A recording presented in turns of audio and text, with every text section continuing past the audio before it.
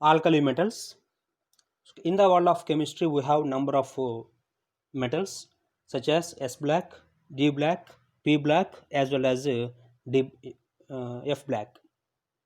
So out of Sp and Df elements, alkali metals come under the category which is nothing but S black elements.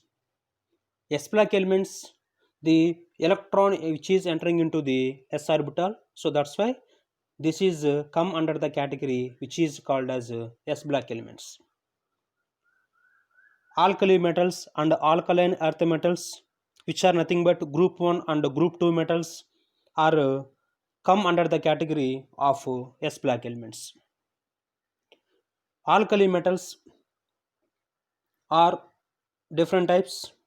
Those are nothing but lithium, sodium, potassium, rubidium, cesium, as well as francium. So these are the metals which exhibit the electronic configuration, that is nothing but ns1 configuration. And coming to the electropositive nature, all the alkali metals are exhibit high electropositive nature. So basing on the high electropositive nature, all the elements are able to lose the electron to produce the monovalent ion. So all the elements are able to produce the monovalent ions. The reactivity is also very high of alkali metals. Coming to the general trend of periodicity of alkali metals, the atomic and ionic radii completely increasing as we move down to the group. Similarly, due to increasing the nuclear charge, the ionization enthalpy values are also slightly decreasing. But lithium is having a maximum hydration enthalpy, so lithium is easily reactive with the water molecule. Coming to the all elements, coming to the all alkali metals, all the alkali metals are completely available in the form of silver white color. These are completely soft in nature and these are the lightweight metals.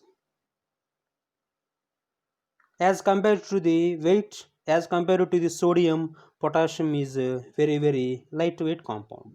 The melting point and boiling points of the metals are also very low because of having the weak bond and also the weak valence. Now all the metals are completely colored compounds. So the existence or the presence of these metals are completely observed by using the flame photometry or atomic absorption spectrometry.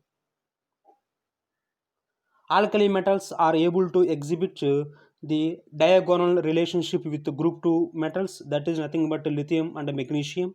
So lithium and magnesium, both the metals are having the similarities of ionic radii as well as atomic radii. So these are the two metals which exhibit the diagonal relationship.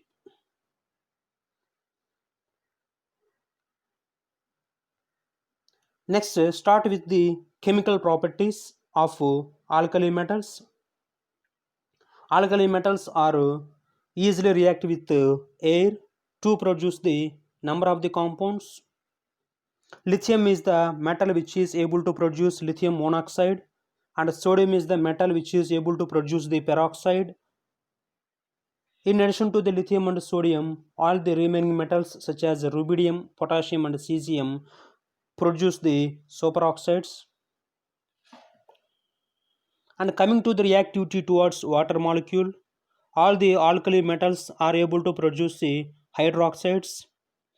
They can easily react with alcohol, ammonia as well as alkanes.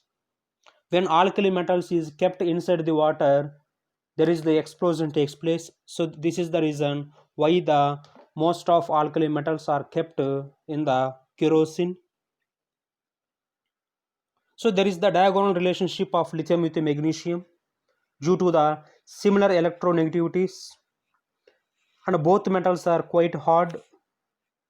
These are lighter than the other elements which is present in their respective groups, and lithium hydroxide and magnesium hydroxide are completely weak bases. and both are form ionic nitrates when heated in atmosphere of nitrogen. There is the two reactions you are observing here. There are a number of compounds of sodium. Those are nothing but sodium carbonate and sodium bicarbonate.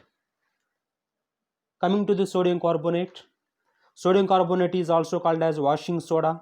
Sodium carbonate is prepared by the process which is nothing but a Solvay process. So in the Solvay process we are using the ammonia. When ammonia is able to react with the water molecule as well as carbon dioxide, there is the formation of ammonium carbonate. This ammonium carbonate is further converted into ammonium bicarbonate, and finally ammonium bicarbonate is completely converted into the sodium bicarbonate by the heating process as well as by the addition of NaCl, etc. We can observe the reactions by using the chemical equations. Sodium carbonate is the white crystalline solid, and the melting point of sodium carbonate is also very high.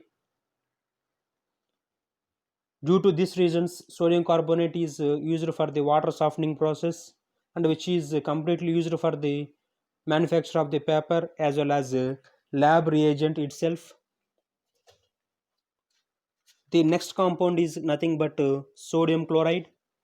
Sodium chloride is generally available in the seawater, which is produced in the form of a crystalline form by the evaporation of the seawater. Next one is the sodium hydroxide. Sodium hydroxide is produced by the process which is called as Kastner-Kellner's process. In this process, the brine solution is completely electrolyzed by using the mercury cathode as well as carbon anode. And finally, the sodium metal is discharged at cathode, which is combined with the mercury to produce the sodium amalgam. When sodium amalgam is heated with water molecule, now there is the presence of NaOH or sodium hydroxide. The next compound is nothing but sodium hydrogen carbonate. This is also called as baking soda. Baking soda is completely produced by using the sodium carbonate also. So there is the biological importance of sodium and potassium. Those are nothing but sodium and potassium is generally used to regulating the flow of water molecule and also nerve signals and systems and amino acids. Potassium is active in many enzymes and ATP. ATP is nothing but adenosine triphosphate. And sodium is rich in RBC, that is nothing but 10, and potassium is also within 105 ranges. Okay, I'm sure that this video of alkali metals is very helpful to you.